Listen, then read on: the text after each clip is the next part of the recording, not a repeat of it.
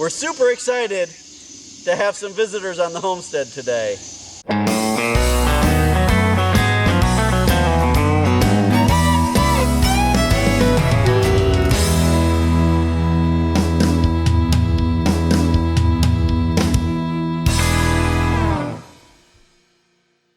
Hey everybody, welcome back to the homestead. This is Kevin and Sarah with Living Traditions Homestead, and we are super excited because today we have some great friends over, Lorella and Chris from Not a Farm Girl. And if you haven't checked out their channel, you need to go over there and check out what they have going on because they have an amazing channel. They actually live just on the other side of the small town that we're all from, or not that we're from, but that we live by. And we had no idea when we moved here that we were so close to some other great YouTubers. So we're super excited to have some new friends and invite people over to the homestead. And today we are actually starting a new collaboration with them. And it's called the 5 Reasons Why You Should Not Homestead. Now, we've already given our 5 reasons why you should not homestead. They're right here on this piece of paper. But if you want to see our answers, you need to go to Lorella's channel and check out our answers to why you should not homestead. Yes. So we're going to turn it over to Chris and Lorella and let them tell you the reasons why you should not homestead. First of all, I want to say thank you guys so much for having us over and giving us the tour, and it gives us some homesteading goals to work towards. So we're just getting started out. You guys have a little bit of a jump start on us, even though we've been in this area longer, because you were doing urban homesteading. Right. We were. So we've been homesteading for about five or six years. Yeah. So we jumped in cold turkey knowing nothing, and we are almost 3 years in. But Chris was still in California. Anyway, if you want to know more about our story and how we ended up here in Missouri, you can watch our channel for that. So let's talk about it. Why you might not want to homestead. Right. Hashtag no homestead. That's homesteading. Right. No homesteading. No homesteading. Hashtag no homesteading. Right. You might not want to homestead if you're lazy. There is always work to be done. Yes. Right. And it's nothing ever breaks down. Nothing ever needs fixing when it's convenient. Right. That's true. It's always when you're on your way to do something else, or somebody's calving or birthing, or the middle of canning. How many tomatoes is it, Sarah? Oh my gosh, I lost count a long time ago. Yes. So, or in the middle of the night when you all of a sudden hear animals freaking out and you need to run outside with a gun to figure out what's going on. Or when you have visitors staying with you and there are 2 giant black rat snakes in your nesting boxes. Right. Video. Yeah, video. Over there somewhere. On the left. Video's on the left. Okay, video up there. That way. Yeah. So, and there's lifting, and there's, You're going to sweat every day. Yeah, especially in the Ozarks. Even in winter. Oh, yeah. Pretty much. Yeah, it's work. I think that's a safe bet. Homesteading is work.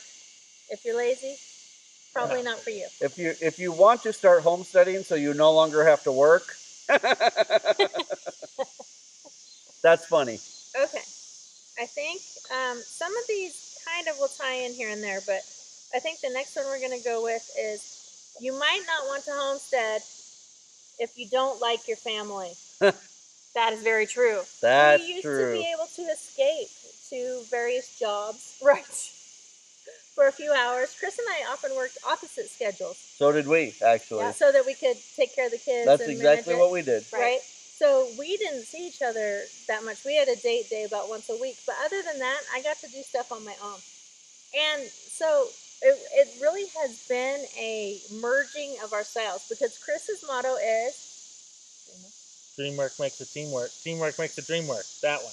Teamwork makes the dream work. That's his. My motto is divide and conquer. So I would rather have a list of tasks and delegate and say, you do that and I'll do this and you do that.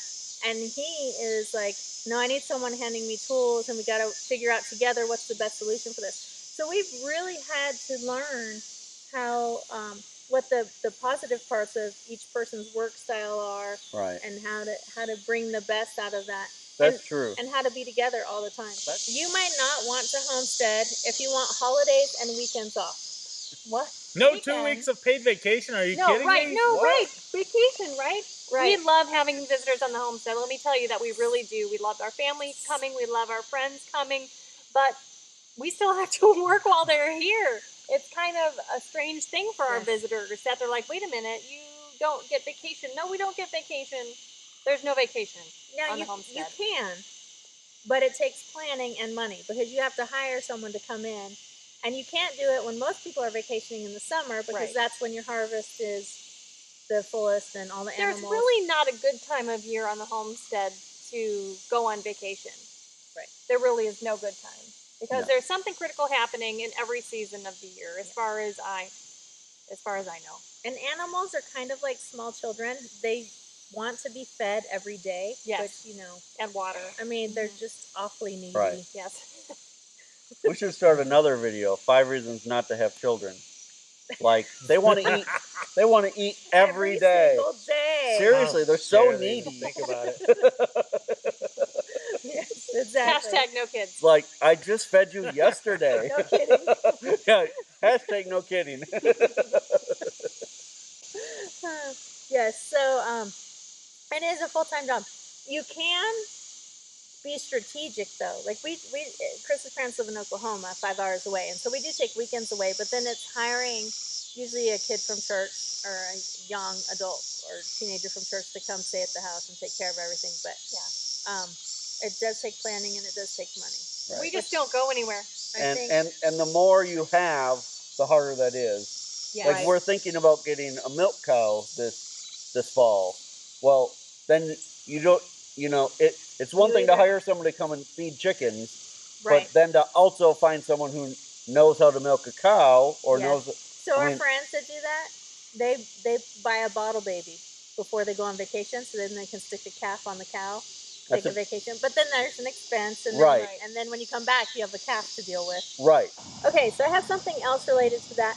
There are people who want the simplicity of a 9-to-5 job so that they don't have to worry about overhead and about management and about all of that. If you're a homesteader, you are a business person. You're an Yes. entrepreneur. You have to run your homestead like a business, or else you're going to have some off-farm income somewhere. Right. So you've got to think about marketing and selling your products and harvesting and canning and putting up for your family. So that's another aspect in which you are your own boss, in Right. addition to not having the time off. Right. I think it's a big misconception that people see, people like us on YouTube, or they read these books about and it kind of romanticizes homesteading. Yeah. And of how I'm just going to move to the middle of nowhere and live off the land, and there's not going to be any expenses that go along with that. Well, the truth is, even if you're off grid or on grid, I mean, there's expenses that go with maintaining either of those systems, either a monthly electric bill or batteries. Or feed. Groceries if you can't produce everything. I think she's got it. So there we go. Okay. Our next So, reason. You might not want to homestead if you're broke. Right. That So is true. it costs more than I thought it would. Anytime you buy an animal, to put up a fence, to build a house for the animal, to buy a feeder for the animal, Right. the tools you need. We had some of those things going in, and we moved onto my parents' property, so we had some structures already going in. But you've either got to come in with some capital ahead of time, or you have to have a way of making off-farm income, which is what I do. I work a little bit off-farm, or you need to have some at-home business Right. that you can do, because Right. it takes a while to get to the point that you're self-sustaining, and in our day, there aren't many people who are completely self-sustaining, making their own clothes even. Right. We buy Right. our clothes. We all have phones and computers and obviously cameras, and Right. those things, they just take money. They Right. still do. I think the big picture here is you can't come into this with a lot of debt over your head, credit card for debt, and that kind sure. of thing as well. Right. Yeah, for sure. For sure. If you're leaving your 9-to-5 city job to come do this, you can't be owing Mr. Visa and MasterCard and Right. Chase Bank or whoever. Absolutely. you got to come into it as debt free as possible. Right. Yeah, we are 100% debt free, and we plan on staying that way. And really, I mean that's so important. Yeah. I mean, so it's not becoming a homesteader isn't a decision you should rush into. You can start small in your your backyard or whatever, but take the time so that once you make that jump, you can make it forever. Yeah. Get out of debt first. Right. Absolutely. Join something that Dave Ramsey does. Yeah. The Debt Snowball. Financial Peace University. Yep. Or any of his books, his radio show. That is really ultimately what pushed us to work our buns off before we came onto this homestead to pay off all of our debt and to be completely debt free. Like Dave Ramsey says, live like nobody else now, so later on you can live like nobody else. Right. Yep. All right. Okay. Our last one. My last one is, you might not want to be a homesteader if you're afraid to fail. So I always say, if I ever write a book, it's going to be called, well, I don't have it down good, but something along the lines of, I moved to a farm because I bought a pair of running shoes. So, and in my adult life, I did not like to take risks. And I never attempted anything at which I might fail. I always took small baby steps. And if I was successful, then I kept going with it. And I went towards avenues that were pretty easy for me to go into. And then in 2008, almost 2009, I decided to try running. I wanted to get a little bit healthier, and I had 2 small children, but they were old enough they could stay at home a little while. So with running, I could put on a pair of tennis shoes, run around the block a couple times, and I didn't have to pay for a gym membership, and I didn't have to have a babysitter and all of that. And so one piece of advice I got was to go out and get fitted for running shoes. So if you go to a good running shoe store, they watch you. They put some shoes on you, and they watch you run, and they look at your feet, and they help you get fitted for the right shoes, which makes a difference in the way you run. Running shoes are expensive. I went into this store, and I was a mess. I was like uncomfortable. I was more overweight than I am now. I was very big. And I just thought, I'm going to get laughed out of here. You don't belong in running. And I had all these fears going in. And the gentleman was like, I said, in high school, I threw up if I had to run a mile. And he said, well, there's no one pushing you now. You do what you can and you build up. And I had other coaches and stuff.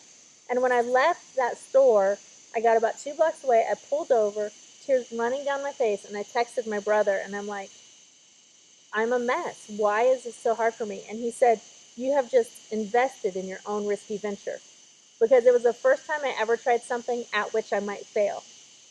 And he said to me, the more you take risks like this is a pretty small risk on the scale of life, that you might not end up being a runner. And I actually did run, and I completed a couple half marathons before I had knee problems.